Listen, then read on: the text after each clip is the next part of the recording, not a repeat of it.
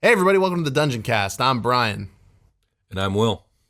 This is the podcast where we talk about everything Dungeons and Dragons, from silvered sabers to salty satyrs. And today we're talking about Silvanus.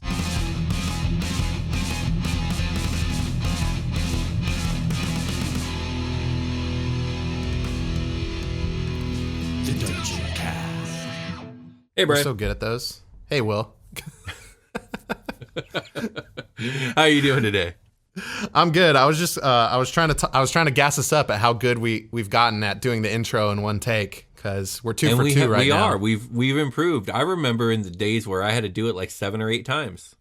Yep, I was like a 2 to 3 times almost every time kind of guy for a while there. Yep. And but no now big we do deal, it in but one. It's just well-oiled machine over here at the Dungeoncast. it's almost like if you do the same exact shit like a bunch of times in a row, you get really good at it. Very true. So today we're talking about Silvanus. Do you know anything about Silvanus? Not really. Like this is a gods episode? Yes, a greater deity, and this was actually the deity episode that we were originally supposed to do for the Sunni episode, but I just wasn't feeling it, so I swapped Silvanus out for Sunni. But you know what? Silvanus is back. I love Silvanus, so we're going to talk about him. So let's get into it. Will's feeling it now. I am. The Forest Father, Old Father Tree, the Old Oak. Silvanus is a true, neutral, greater god of nature and the wilds. As such, he is one of the oldest, wisest, and most prominent of all deities in the Forgotten Realms. He has many names amongst the peoples of Faerun, and he is seen by them as a deity of stoic paternalness and wrathful vengeance. He deserves this reputation. Silvanus is a grim and severe father figure who metes out flood and drought, fire and ice, and life and death in the wilderness. In legends, he often commands other nature deities, dealing out rewards and punishments to them as is fitting. Nature and its impartial fairness is central to the dogma of Silvanus' faith. He is an entity of balance of the forces of nature and the preservation of the natural world. As a true neutral being, he is emotionally distant when it comes to the necessity of having a balance in nature, and is wrathful towards those who threaten wild places. All that said, he is a complicated figure, and one most other gods, both great and small, are either outright staunch allies of, or at the very least hold him in the highest of respect. Yeah, he's handling all your forests pretty much, and many other things. Yeah, nature in general, but he's very, very tied to forest for sure. So is a ranger going to at least like pay their respects to Silvanus, or is that something a ranger might be ignorant of? Okay, so like most people are gonna be very well aware of Silvanus. He's probably one of the top. He's in the top 10 of most prominent gods for sure. Okay, so like a Moradin or a Corellon here. Yeah, he's up there. He's up there for sure. Right on. That's dope. Rather than appearing as an avatar, Silvanus prefers to appear as an oak leaf blown out of nowhere as a sign, or if he must take direct physical action, as a fire-quenching, eerie green glow that is always accompanied by the sounds of faintly whistling wind and running or dripping water. Oh my gosh, dude! Sorry, I have to interrupt you there, because I totally just imagining like if Silvanus wants to talk to you and you're walking by a tree, he's like, there's little eyes and a mouth on the leaf of the tree. He's like, hey, come here. I gotta tell you something. Or like an ember in your fireplace or in your fire pit. That's like, yo, hey, hey, tomorrow when you wake up, I'm gonna need you to do some shit. Or like drops of water off an icicle. Like each drop that's falling, he's like, hey, listen to me, drop. And then the next drop, oh my God, you gotta do this thing. Drop. Yes, I love that. I think that's a great representation of Silvanus. So alternatively, he may manifest as a stag-horned silent man with burning white eyes who appears among the trees and has shaggy brown fur that is almost bark-like. As the horned man, Silvanus speaks only in the minds of those he touches and can point, lift, and carry things, even hurling trees or logs, inscribe words on wood by pointing with a fingertip, and cast spells, notably telekinesis and with awesome weight capacity. The horned man most often simply materializes to show himself and indicate something by a gesture, a shake or nod of the head, or by pointing, and then fades away. Silvanus also indicates his favor or disfavor and sends aid through the presence and actions of treants, brownies, dryads, deer, badgers, unicorn, satyrs, sprites, pixies, and other woodland monsters. This is not to say that Silvanus does not have avatars of power. He does, too, in fact. We will speak on these later. But suffice to say, he is a more patient, hands-off style deity, preferring to watch and gently guide than to step in with force. What's a brownie? Like in this context, I know what brownies are. I've made them. So, if my lore retention serves me well, brownies are they're like little people, but they're like really little people, like sprite size, but they don't fly, and I think they like ride foxes and stuff like that. They ride foxes? That's fucking dope. That I might be wrong. I might be conflating them with a different fey creature, but I'm pretty sure that's what brownies are. Okay, yeah, I see. I looked it up. They're little. It looks like they're little gnomes almost. Okay, for sure. Pointy noses and hats. Yeah, yeah, they're like little fey people. Little forest creatures. Okay. And then what about atomies? I don't remember all the different little pixie and sprite creatures. But these are all they like, might be water based. I can see what style you're talking about here and like what kind of things he presides over. I'll look that up too. Right. Atomies. So Silvanus is the Lord of Nature in all its wild splendor, and he represents the entirety of it. Deserts as well as forests, sharks as much as deer. Despite this, though, probably since so much Forgotten Realms fiction is focused on the North or Sword Coast, he's seen as more of a deity of forests, mountains, and plains. The civilized humanoids of Faerun also see the Oak Father as a god who values the life of a tree over the life of a person. It is not so simple, though. Silvanus teaches his followers to value all life, and yet his influence can be properly interpreted either as a wholesome respect for the natural world or as a threat to the livelihood of expanding civilizations. The loss of a farming community to goblin raids is a tragedy for some, but the event provides an opportunity for the wilderness to grow up and make the land fertile again, which in turn provides a new challenge for those who would return to tame it. Goddamn fucking goblins. Furthermore, Silvanus is wild and unpredictable, given to tender acts of mercy and wild bouts of savagery. He swiftly turns an uncaring and even righteously wrathful face toward any who threaten the wild places and woodlands of Faerun.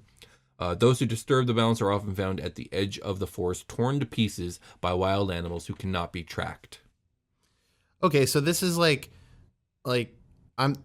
so we have like Father Nature, like instead of Mother Nature here is what I'm getting. And like yeah, definitely so. And there is a Mother Nature deity, Shantia, who he's very close with. She's actually a neutral good deity. He's a true neutral deity. But Silvanus represents like the really wild places of the world, while Shantia just kind of represents life in general. And she especially seems to specialize in like civilized life, like humanoid life and agriculture and harvesting and all that other stuff.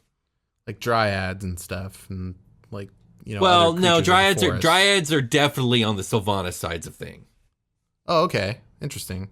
Yeah. So is Silvanus like responsible for more of like an earthquake or a tidal wave or something like that?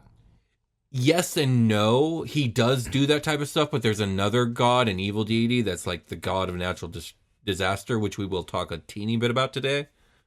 Oh, interesting. Okay, I see. So this is really segmented in terms of like your nature gods, of who's responsible for Very what. much so. There's a lot of different nature deities. Silvanus and Shantia are probably the big two. Okay, so compartmentalization is the name of the game for pantheons. Indeed it is. So the Creed of Silvanus dictates that nature's glory must be preserved, not merely because nature is beautiful, but because wild nature is the true state of the world. Its expanses refresh and revitalize the mortal soul and give breath to all the world. He instructs his faithful to do the following. 1. Preserve the balance of life and death, birth and decay. 2. Respect nature in all its savagery and revere the world in all its natural beauty. 3. Protect the wild places from further encroachment of civilization. 4. Hold your distance and take in the total situation rather than latching on to the popular idea of what is best. 5. All is in a cycle, deftly and beautifully balanced. It is the duty of the devout to see this cycle and the sacred balance as clearly as possible. 6. Make others see the balance and work against those that would disturb it. 7. Watch, anticipate, and quietly manipulate. And 8, resort to open confrontation only when pressured by time or hostile action. Fight against the felling of trees, banish diseases whenever you find it, defend the trees, and plant new flora whenever possible. And 9, kill only when needful and destroy fire and its employers. He doesn't like fire. He uses fire, but he doesn't like fire. Killing is cool if it's for lunch. So yes. hold your distance, take in the situation rather than latching onto the popular idea of what is best. That's probably my favorite one. That's pretty cool. Like literally see the forest for the trees and vice versa. And like kind of exactly. Yeah, that's really cool. It's a very big center. That specific one is a very big center for like how Silvanus wants his people to act. It's like think about the cost of your actions, specifically the cost of your actions to nature, because even what may seem like an obvious and small decision might have like huge ramifications down the road in the long term. So like he expects all his followers to like look into the long term, like really look at what you're doing, see where those actions go, and then decide what to do. Don't do something just because it feels right or just because it's like the common knowledge of like, of course this is the right thing to do. It's what we've always done. Yeah, how high does that sycamore grow? If you cut it down, you'll never know. Like trees take a long time to. Yes, absolutely. So what do you make of this one? The watch, anticipate, and quietly manipulate. Is that kind of like, you know, how vines grow almost? Like the vine is going to slowly choose its path and like grow up something super sturdy, that type of thing. Like, yeah, like I think absolutely. Am I getting that? I think so, absolutely. And we're going to get more into the manipulation and that behavior too, because we're going to cover the clergy. And so you're going to see all these different things he commands and how the clergy go about like doing this and how that feeds into how they act. Yeah, because like this all by itself, watch, anticipate, quietly manipulate, it sounds pretty, but like also it sounds pretty dark and kind of evil. And that's Silvanus for you. He's a true neutral deity. He's going to do stuff that you morally don't agree with, but he's also going to do stuff that's like super morally dope. And he's a little all over the place, but he stays true to his one mission, which is preserve the wildlife. Excellent. Okay. Silvanus often receives veneration from druids, rangers, hermits, travelers in wild lands, explorers, and residents of rural communities far from the protection of a local lord or a great city. The oak leaf is Silvanus' symbol, and a grove of oak trees within a village or on its outskirts is often dedicated as a shrine to him. In rural places where oak trees don't grow, an oak leaf etched into the bark of another kind of tree signifies a sacred site. The Church of Sylvanas is spread everywhere across Faerun and is far stronger than many might think. Nevertheless, most outsiders view the Church of Shantea, goddess of life and bounty, and an extremely close ally of Silvanus, as being more favorably inclined towards the expansion of civilization, while the Church of Sylvanas is the implacable foe of those who settle new lands. Neither impression is correct, yet the Church of the Oak Father is often perceived as little different from those faiths that venerate the deities of fury.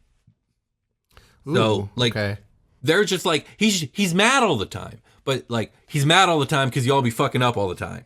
So I know, like there's constantly people destroying nature to like to benefit themselves, right? And which is kind of strange. It's like also like neutral hates neutral is what I'm getting here. You know what I mean? In a way, yeah. It like, just shows that like neutral isn't really about good or evil. It's more along the lines of like different agendas, and different agendas can run parallel or they can run counter to each other. Yeah, I like the idea that nature requires this neutrality to like thrive, pretty much. Right.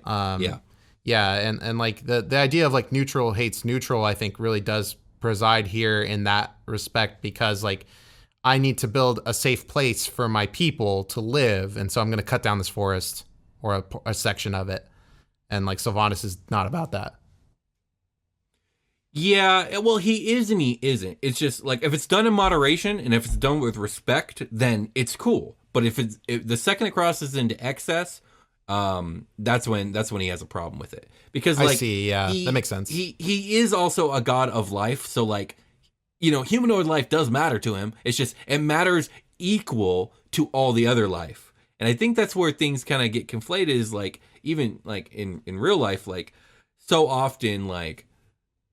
Environmentalism is great and stuff, but so often does like whatever our needs are trumps whatever needs any other species on Earth has when it comes to the decisions we make as a society.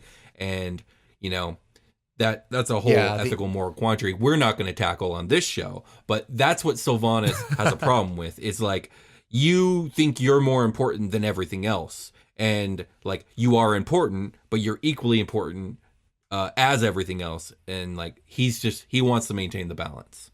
I think that is a great world building aspect to take into consideration. Like when you are thinking about the drive and motivation of like the human race in your D&D setting, do they reflect like that imbalance? Like, you know, Silvanus is like this neutrality, this nature. You are all important. You all share an equal importance, but the humans are going to be like, oh, well, we are the most important. We're at the top of the block here, and the dwarves are going to think they're at the top of the block here. And like the xenophobia that comes with a lot of the Dungeons and Dragons lore, you know, like is that something that you're including in your world building? And like, yeah, that type of shit's definitely going to piss this guy off.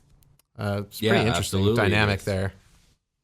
I can see like a ranger being a great a foreshadowing character, you know, like coming in like, you really shouldn't be doing this, my guys. You're going to piss off Silvanus. He's going to burn your ass to the ground. Yeah. Very much so. Hey, everyone. Welcome to that part of the episode. We're not talking about that last thing. We're talking about malfunctioning and malicious magic items, a Kickstarter that launches today. Malfunctioning and Malicious Magic Items is a deck of 52 beautifully illustrated magic items compatible with 5e that, you guessed it, malfunction when used. Picture me. Now picture your party at the front gate of a Dark Mage's tower. Now picture them unable to get inside. Now back to me.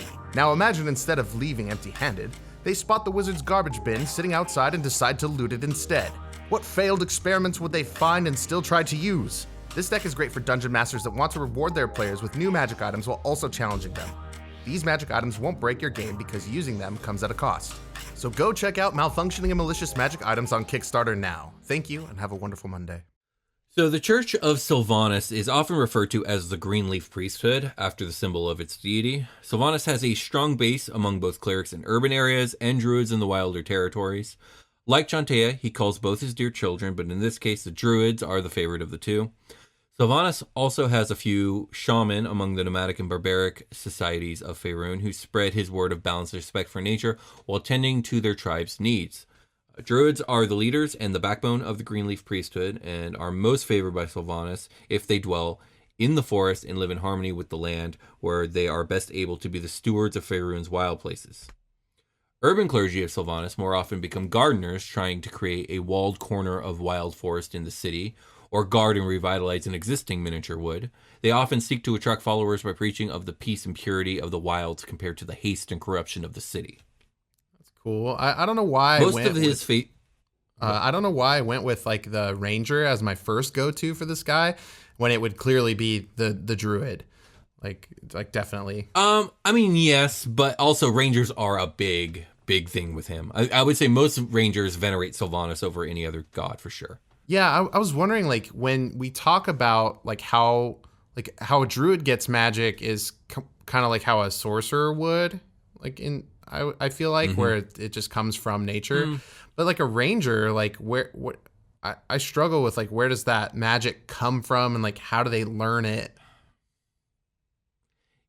Yeah, I'm with you there. Like, I've never been big on Forgotten Realms, but one of the books that I've read that is a Forgotten Realms book is a book called Sentinel Spire, in which the main character is a ranger and he is an acolyte of Silvanus.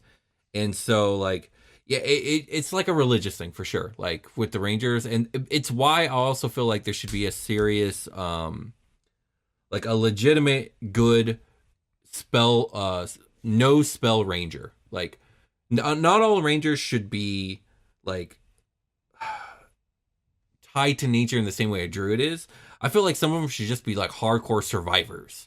They respect nature, they're all up in it, but it's not like a religious thing to them. And so like they should like maybe have more like what's the word I'm looking for? Like access to like poultices and poisons and other different survival skills and just not based in the spell category. But that being said, like in Forgotten Realms, if you're a ranger, the gods are real, they're super all up in your business, so it's hard not to like pay homage to them and kind of be involved with them. So yeah, I like the ranger being more of like a scientific sort of thing, like learning which, like that's always part of being a ranger, like knowing which herbs are medicinal and what things are poisonous and where certain animals live. But like, take that to the next level and have the utility of them, like really like use everything. Like, oh, the bone marrow from this creature can do this if I apply it with like this sort of thing. Like you can homebrew and make up all kinds of stuff like that. Exactly. Yeah, that's cool. Very much so.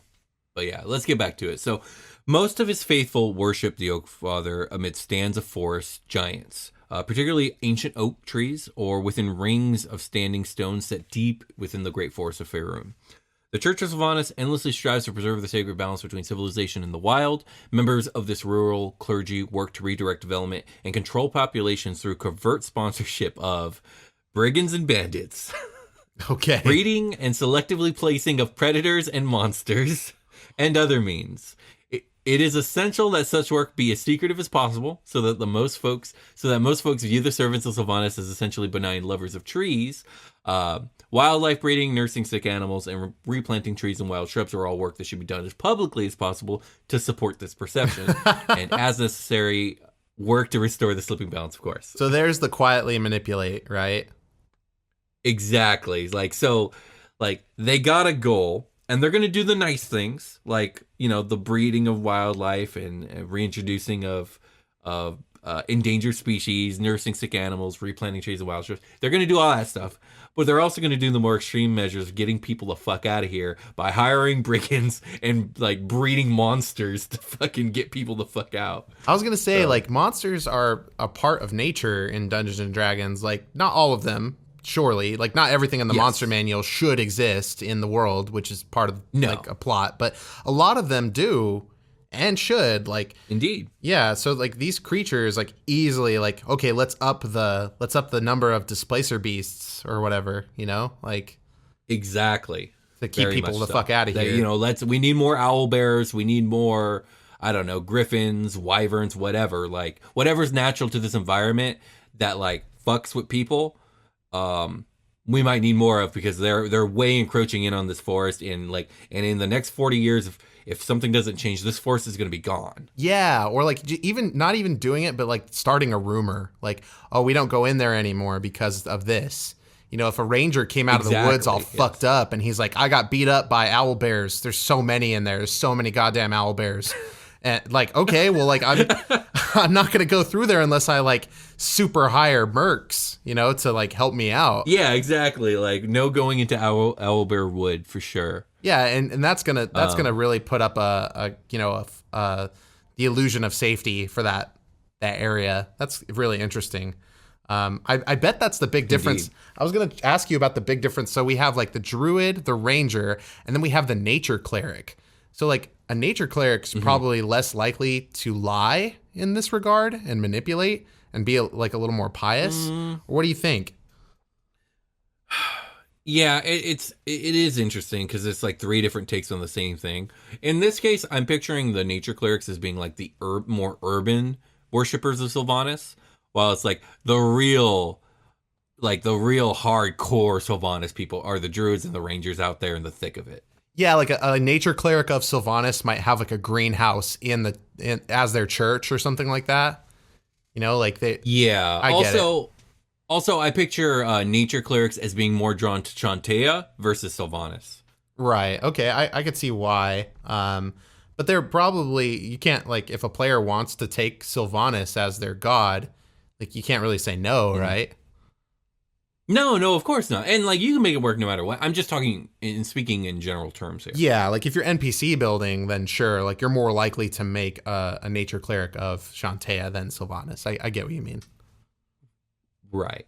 So Silvanite Clergy make a lifelong study of the intricate workings of the life cycles of all living creatures in Faerun, and learn to take the long-term view so that the innumerable implications of every action and combination of actions can be seen clearly well into the future.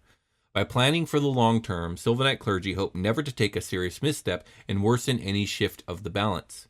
Superior patience, natural knowledge, and the anticipation and anticipation are all the hallmarks of a worthy servant of Silvanus.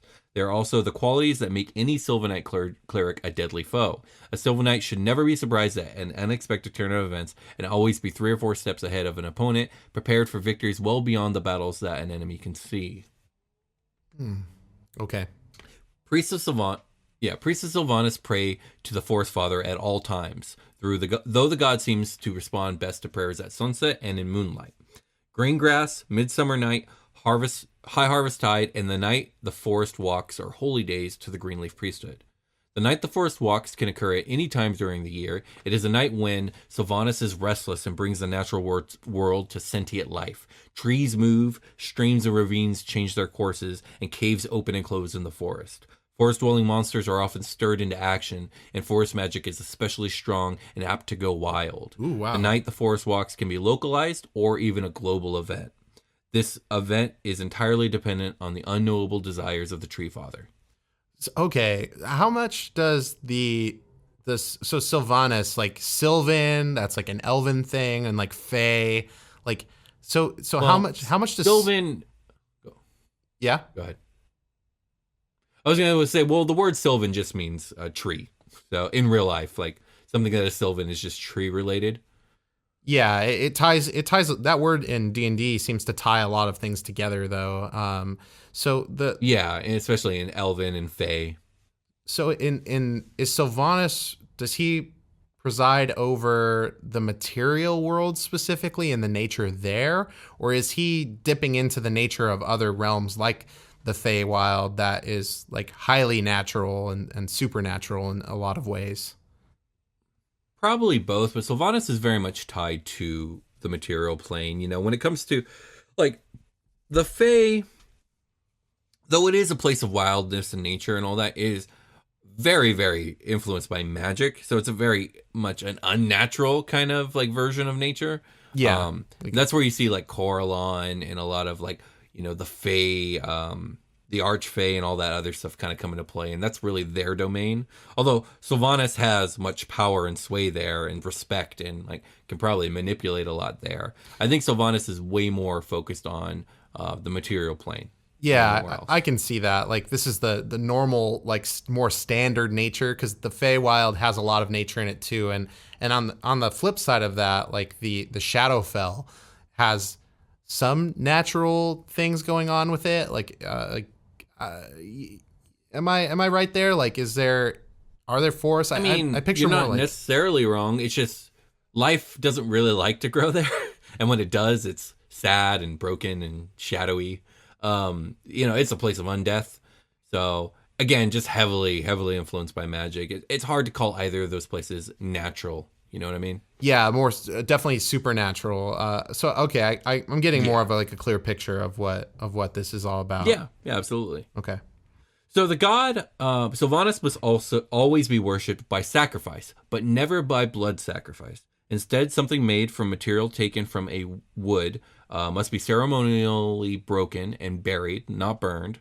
For example, a cart, wagon, or chair fashioned from a wood of a felled tree could become a sacrifice to Silvanus. The simplest prayer to Silvanus is the call of oak, ash, and thorn, wherein a priest gathers leaves of the 3 named sort of trees, floats them on water, and entreats Silvanus to hear a prayer.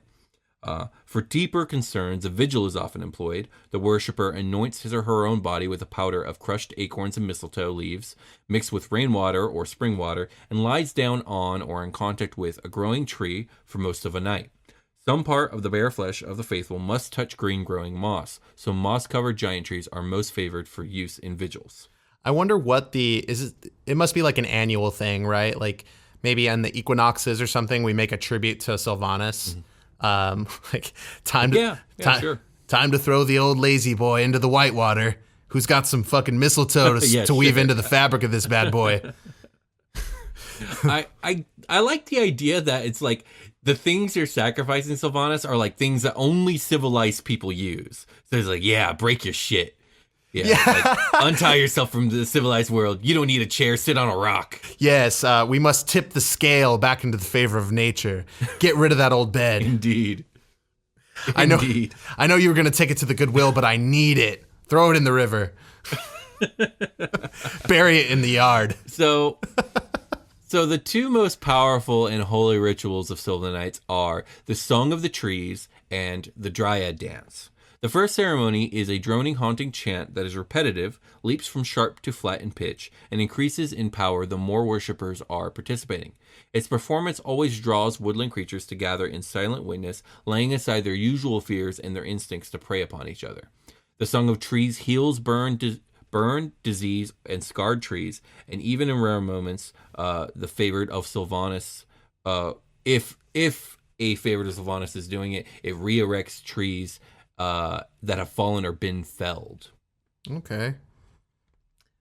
The next one, the Dryad Dance, is a wild ritual of piping, dancing, and carousing that calls out any dryads or hamadryads from the woods around and empowers them to travel far from their trees for a lunar cycle after the dance is performed. Dryads and their trees are healed and revitalized by the dance, and it is rumored that humans and dryads who tryst at this time caused the rapid spread of new oak trees and the birth of new dryads linked to them. Okay, I was googling rave dance to see if there was a name for the thing I was thinking about for the Dryad dance, where they're like, have you seen it? Where they like two-step? It's pretty much a really complicated two-step. Like they're throwing the knees around a lot and like hitting the ground with the soles of their feet. I mean, I don't even know what a fucking two-step is, dude. You're talking to the wrong guy for this. I'm completely clueless. Okay, yeah. Let's just move on. The Google search I did not yield a name for the thing that I'm thinking of, but a lot of people do tutorials on it on the talk, which I will be calling it from here forth. Okay. Yeah. Okay. Is that a thing or is that just your thing? Like when calling TikTok the talk? Yeah. I think it's a thing. It's my thing now. For sure. Yeah, absolutely. All right. So sadly, it seems the most often performed ceremony in the Silvanite canon is the Thorn Call, a ritual magic that raises thick walls of deadly tearing thorns out of the forest soil. These barriers are permanent and as labyrinthine as the presiding priest desires, but they can only be called up when a servant of Silvanus, a worshipper or servitor creature such as a stag, has been slain or shed much blood in the vicinity. The Thorn Call ritual is used to keep out those who would burn or despoil the forest in such a way as to upset the balance. Oh, wow. Okay. The Thorn Call ritual is like, how you stop. You know, they're killing Druid Bob because he keeps telling them to stop logging, and they just want him to shut the fuck up. And then, you know, Druid Bob dies and then becomes a wall of impenetrable thorns that now no one's logging the forest. This is how you stop Voldemort from coming back to life when he's like killing unicorns in the forest and stuff.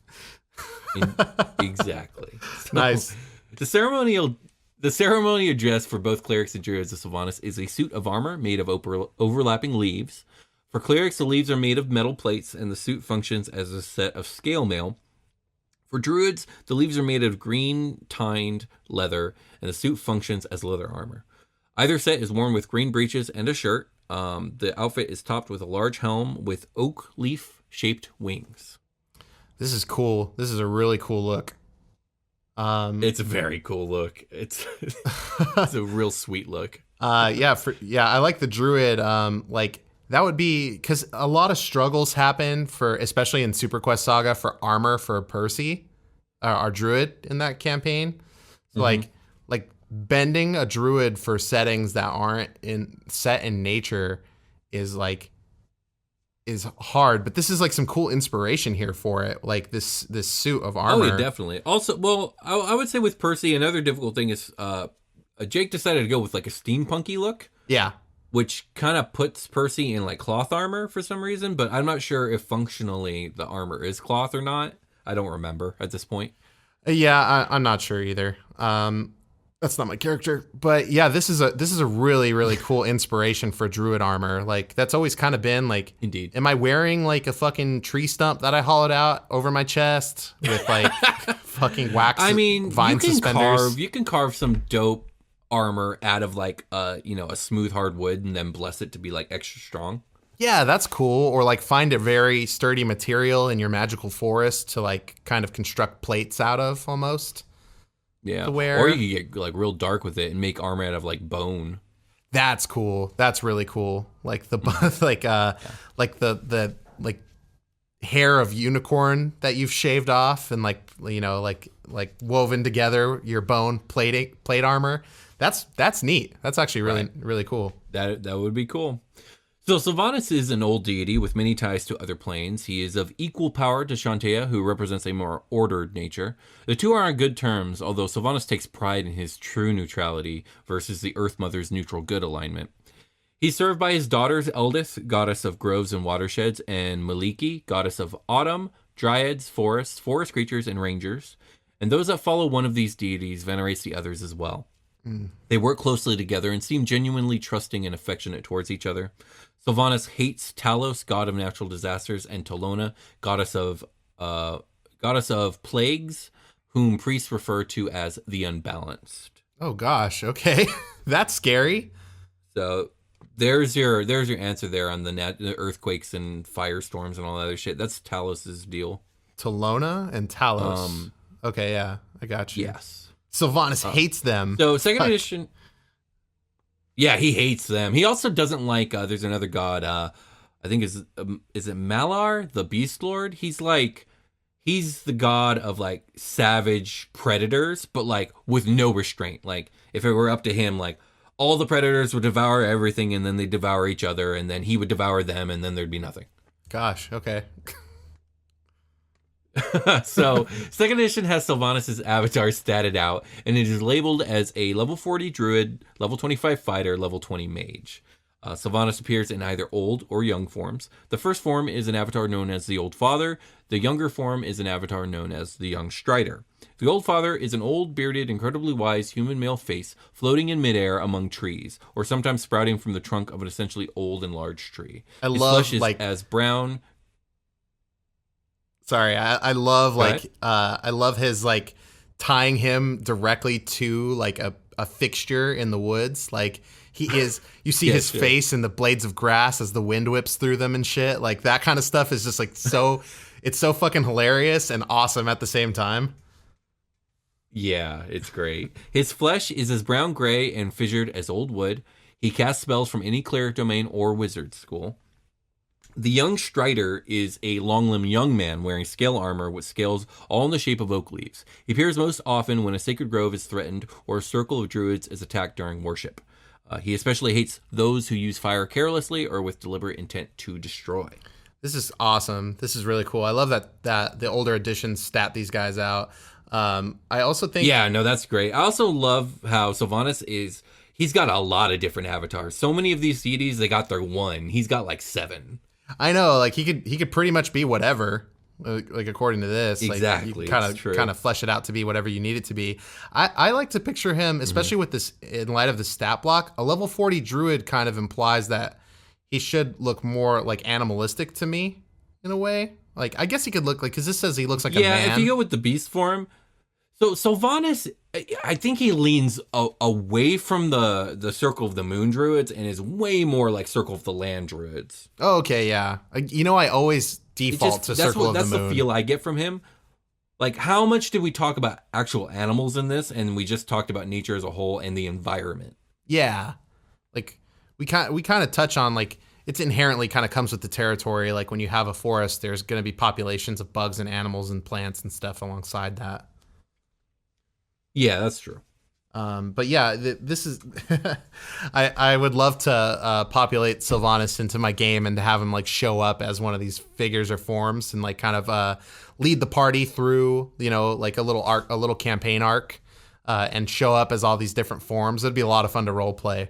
Like if he shows up as a tree, that would be really fun. And yeah. I could see you having a lot. Like you would do some wild stuff with that. That would be cool. Yeah, I would tweak his voice for each one. Like if he's the river, like do that. Yes. Or if he's in a tree, like give him a real croaky old voice, that sort of thing. That'd be a lot of fun. Yes, that would be a lot of fun.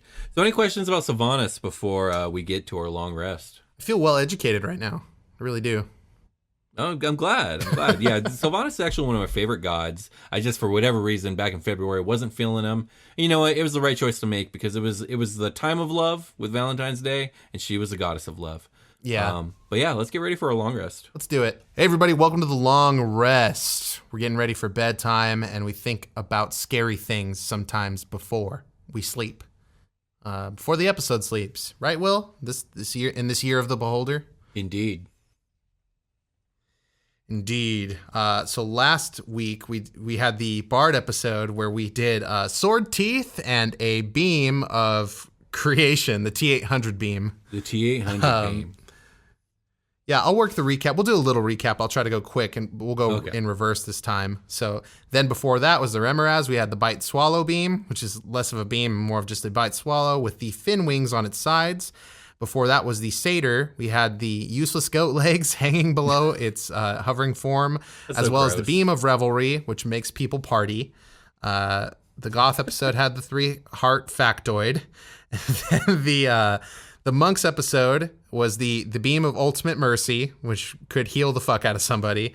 And then the Donzo hand, which is a hand at the end of the spider-legged substitute in for the tentacle with an eye in the palm. That shot the beam. That was the feature. Mm-hmm. And then we had the Ettercaps episode with the spider tentacles for the spider legs instead of tentacles, and the web beam, which is the sticky web from the Ettercap. So now, Will, did you have a feature in mind for this Silvanus inspired element of our Beholder? I think so. I think we're going to go with a bark skin. So I think the skin should be as brown and gray and wrinkled as an ancient oak. Nice. I think you were responsible for the Cruel Eyes DeVille Beholder having like the albino kind of look, or the white skin. Yeah, is that the thing? Yeah. Cool. Sweet. So what that would mean, like everything about this thing is covered in bark skin pretty much, huh? Yeah. This thing's really gross. Awesome. And I'm going to give it a plant growth beam. Okay. So it's going to I'm thinking it'll make plants happen, but it'll also be like destructive. So what I'll do is I don't have it exactly in mind right now. Let me look up the plant growth spell and see what that does exactly. Okay. But what if we took that and tied it to the Thornwall beam or Thornwall power? Maybe it makes Thornwalls grow. Right, I was thinking something like that. Like it could do like make like a wall of thorns, or the thorn like difficult terrain area. Or I was thinking of like the villager in Smash Bros, how he like plants a tree, and when the tree explodes out of the ground, it fucks people up. Yeah, like really bad. That's cool. Yes. So we'll have to stat this out, because we'll call plant it the tree growth beam. spell. The tree beam. It makes large sized trees erupt on the battlefield, and it does bludgeoning damage to people. Yes. And subsequently launches people and makes them potentially have to deal with fall damage. Yes, absolutely. So it's the villager from Smash Bros, but I love it. Okay. Yeah, we did it. Bark skinned up and ready to fucking destroy and create nature, I guess.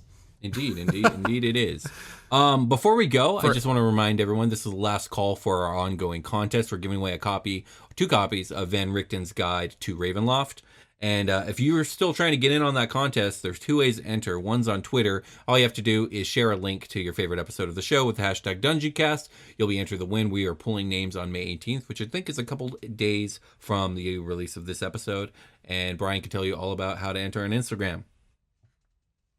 Enter on Instagram by following the Instagram account, the Dungeoncast Instagram account, finding the post associated with Van Richten and the contest. The rules will be there, but like the post, and then make sure you're following the account as well, and start tagging people. 1 tag of a person gives you an entry, so just leave like a bunch of comments on it with people tagged in each one, and each one of those will give you an entry. So yeah, that's pretty much it. The idea is to spread the word about the show. The more people we tell about the show, the greater the following and the fan base and the community that we're growing. So we really appreciate it if you do that. It helps us out a whole bunch, including things like leaving an iTunes review, and comments, likes, and hitting that bell notification on YouTube are all very huge for us. So yeah, thank you guys so much for listening to the show and supporting us, including those who support us on Patreon. We really appreciate you guys. There's been more bonus content lately, but be sure to check that out. You can get episodes early and ad-free. And yeah, that's pretty much it. I don't have anything else to add onto this long rest. What about you, Will? Anything else? No, I think that's it. So I think we can call it a game. Let's call it a game. We'll talk to you guys later.